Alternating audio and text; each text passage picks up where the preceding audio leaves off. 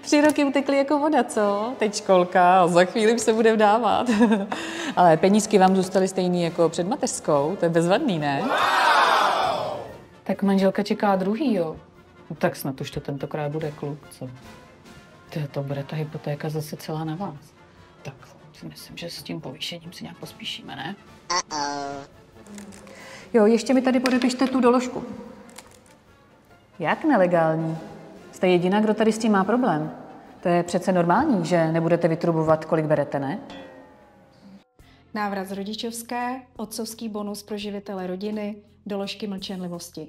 Gender pay gap vzniká hlavně v situacích, které souvisejí s rodičovstvím, anebo tam, kde chybí jasná a všem srozumitelná pravidla odměňování. Vše o nerovném odměňování najdete na rovnaodměna.cz. Pracujeme na tom, aby se gender pay gap uzavřel. Pojďte bořit stereotypy s námi.